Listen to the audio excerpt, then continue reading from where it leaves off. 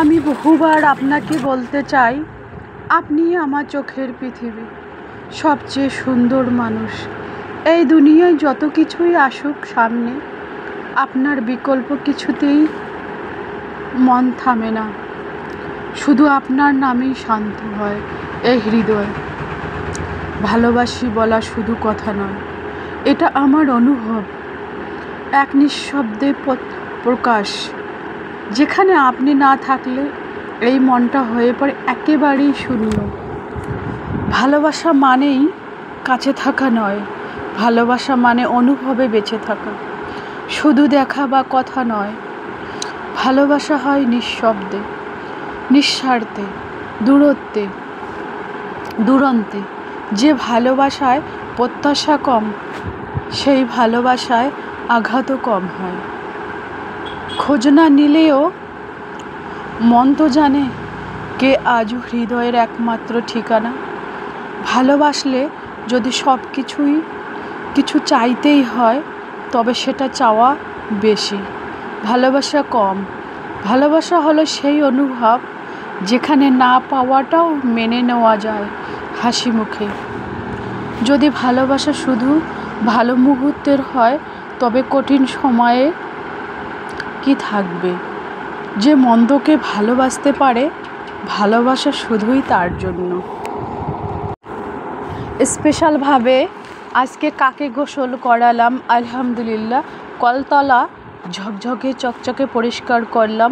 ধোয়া কাচা বাসন, বৃষ্টি বাদল দিন, সাদামাটা গ্রামের জীবন, সেই ব্লগটাই আজকে তোমাদের কাছে আমি শেয়ার করব, আলহামদুলিল্লাহ।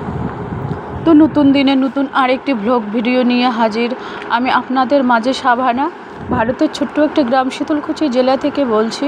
তো welcome back to my channel. আসসালামু আলাইকুম। তোমরা সবাই কেমন আছো? আমি আশা করি তোমরা সকলে ভালো আছো। আলহামদুলিল্লাহ আমিও ভালো আছি, আর আমার পরিবার পরিজনদের নিয়ে আলহামদুলিল্লাহ আমি ভালোই আছি। আর আমার প্রাণপ্রিয় কলিজা আপু ভাইয়ারা, তোমরা সবাই কেমন আছো? আমি আশা করি তোমরা সকলে ভালো আছো। তো বরাবরের মতো না ব্লগটা আমি সকাল থেকেই শুরু করে দিলাম। তো চলো, অনেক দিন তোমাদের এই ব্লগটা শেয়ার করতে চাই, যে একটু ধোয়া কাচা, বাসন ধোয়া, কলতলা পরিষ্কার করা, কিন্তু হয়ে ওঠে না। কারণ আমি তো খুব ব্যস্ত, ঘরে বাইরে দুদিক দিয়ে আমাকে সামলাতে হয়। দেখুন, তোমরা তো আমার প্রত্যেকটা ভিডিও দেখতেই পাও। ডিম ডেলিভারির জন্য বাইরে যেতে হয়, ব্যাগ ডেলিভারির জন্য বাইরে দিয়ে আসতে হয়। ছেলেকে বলি, হাজব্যান্ডকে বলি যে তুমি একটু দিয়ে আসো। তোমরা দুজন, ছেলে আর হাজব্যান্ডকে খুব লজ্জা লাগে, সেজন্য ওরা যায় না। আর আমার কথা কি জানো, আমি কারো চুরি করতে যাব, তো ওখানে আমাকে মারধর করবে। মানুষের চুরি করে মারধর খাবো কেন? সেই জন্য নিজেই যদি ইনকাম করে 10 টাকা ইনকাম করে খাওয়া যায়, পেট চালাতে পারি, তাহলে অসুবিধাটা কোথায়? আমি তো সেটাই বুঝি না। তো সেই জন্য আর কি আমি নিজেই যাই। কারণ দেখুন, একজন কিন্তু গ্রামের মেয়ে হোক আর শহরেরই হোক, তার একটা নিজস্ব একটা খরচ আছে। হাজব্যান্ড তো খাওয়াটা দেয়, ঠিক আছে, কিন্তু আমার যে একটা বউ মানুষের যে একটা পার্সোনাল খরচ আছে, ক্রিম বগেরা, একটা মন চাইলেও একটা নাইটি নিলাম, একটা একটা রন্না নিলাম। আমার নিজের ভরণ পোষণ কিন্তু আমি নিজেই, মানে ভরণ পোষণ বলতে কি, খাওয়াটা হাজব্যান্ড চালায়। আর আমার যা পার্সোনাল খরচ আছে, মোবাইল খরচ, ওয়াইফাই কানেকশান, ক্রিম বগেরা, পার্লারের জিনিস, বা আমার যে একটা পার্সোনাল একটা খরচ আছে, সেটা কিন্তু আমি নিজেই বহন করি। আরেকটা কথা তোমাদের বলছি, নিজে ইনকাম করে যে একটা খরচ করার মজা বা আনন্দ বা উৎসাহ, সেটা কিন্তু আমি আর কারো কাছ থেকে হাত পেতে নেওয়ার টাকার মধ্যে পাই না। তো আজকাল না, যদি তোমরা বেঁচে থাকো, তাহলে কিন্তু নিজের ইনকামে, নিজের পরিচয়ে বেঁচে থাকো। অন্যের পরিচয়ে কেউ যেন বাঁচে না। বাবা মা, ভাই বোন, স্বামী, ছেলে মেয়ে, কারো পরিচয়ে আজকাল বাঁচতে নেই। নিজের ইচ্ছা মতো ইনকাম করো, সংসারে কাজ সামলে রেখে ইনকাম করো না। কারণ দেখুন, দিন শেষে নিজের খেয়াল তো নিজেকেই রাখতে হয়। কেউ তোমাকে এসে বলবে না যে তুমি কি খেয়েছো, হাজব্যান্ডও বলবে না, ছেলে মেয়ে আমাকে তো কেউ কোনো দিনও বলে না, ছেলে মেয়ে হাজব্যান্ড কেউ বলে না কি তুমি কি খেয়েছো। কেউ বলে না, আমাকে বলার মতো কেউ নেই, কিন্তু আমিই সবার খোঁজ নেই। ছেলে মেয়ে হাজব্যান্ড কোনো আত্মীয় স্বজন আমিই খোঁজ নেই। কিন্তু দেখুন, ওরা বলে যে আমাকে তোমরা কেন বলো না। আমি বলি, হাজব্যান্ডকে বলি, ছেলে মেয়েকে বলি, আমাকে তোমরা কেন বলো না যে তুমি কি খেয়েছো, আমার মনটা শান্তি পেত। তোমরা তো কেউই আমাকে বলো না যে তুমি কি খেয়েছো না খেয়েছো। তো হাজব্যান্ড কি বলে জানো? হাজব্যান্ড বলে কি, তুমি তো রান্না করো, আমরা তো ভাবি তুমি খেয়েছো।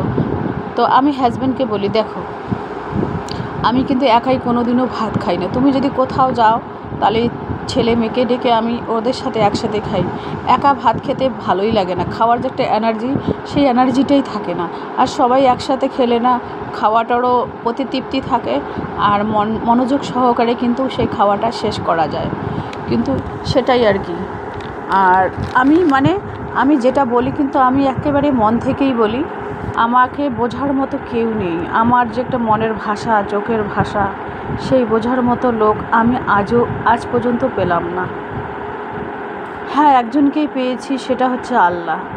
আল্লাহর কাছে আমি যেটাই পেয়েছি সেটাই পেয়েছি, আলহামদুলিল্লাহ। আমি খুবই খুশি। আল্লাহর কাছে আমি সব সময় শুকরিয়া আদায় করি। আমি যেটাই চেয়েছি আল্লাহর কাছে সেটাই পেয়েছি। কিন্তু আল্লাহর কাছে তুমি তোমার যদি মন খারাপ হয়, মনে কষ্ট হয়, পারিবারিক সমস্যা, হাজব্যান্ডের সাথে ঝগড়াঝাটি, যা একটা মনের একটা অশান্তি, একটা সবারই সংসারে ঝগড়াঝাটি হয়, কম আর বেশি। তুমি যদি সেই ঝগড়াঝাটির কথা তৃতীয় ব্যক্তির কাছে গিয়ে বলো, ওরা কিন্তু তোমার মজা করবে। সামনে তোমাকে বলবে যে না, তোমার সাথে এটা অন্যায় হয়েছে, তোমার স্বামী খুব খারাপ, অমুক তমুক। কিন্তু দেখো, ওই কথাগুলো আবার অন্যর কাছে গিয়ে বলবে যে দেখো ওর স্বামী এরকম করে, ওর সাথে ওর স্বামী ওরকম করে, ও যদি এতই ভালো ওর স্বামী এরকম করে কেন, এরকমের একটা বানিয়ে সানিয়ে কিন্তু দু চারটে কথা বলবে।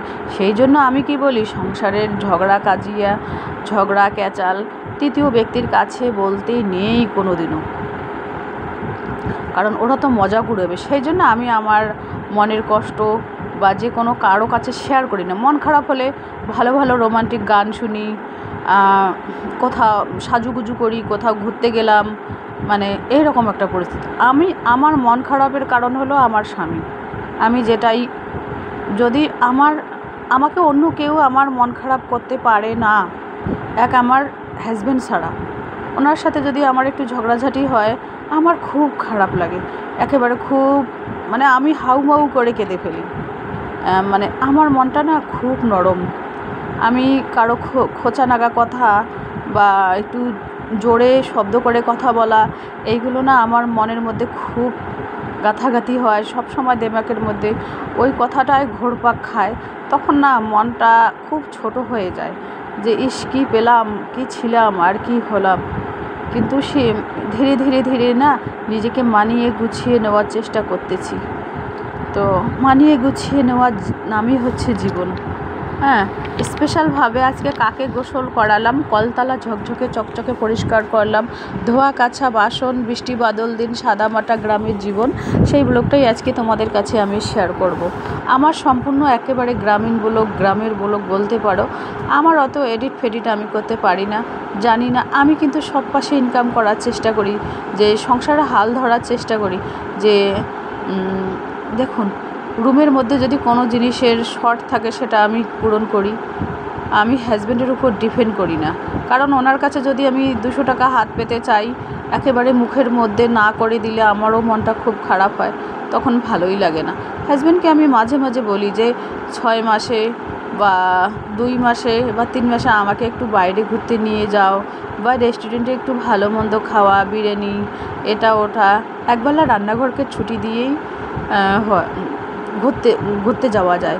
শখ, দেখুন আমার কিন্তু খুব শখ এখানে ঘোরাফেরা, খাওয়া দাওয়া, সাজুগুজু, এইগুলো আমার খুব পছন্দের। কিন্তু হাজব্যান্ডের আমার পছন্দ না, এই সমস্ত পছন্দ না।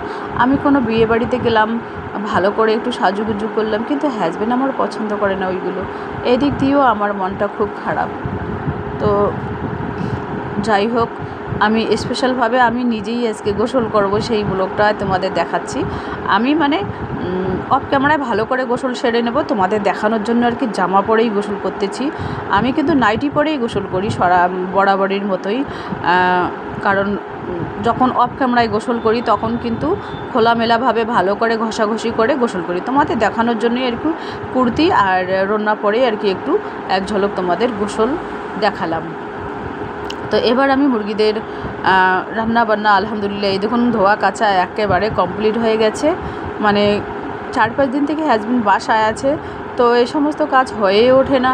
তো ভাবলাম যে না, যেহেতু আজকে হাজব্যান্ড আর কি চলে যাবে, প্রবাসে চলে যাবে, তো সেই জন্য এই সুযোগে আর কি কাজগুলো করে নিলাম।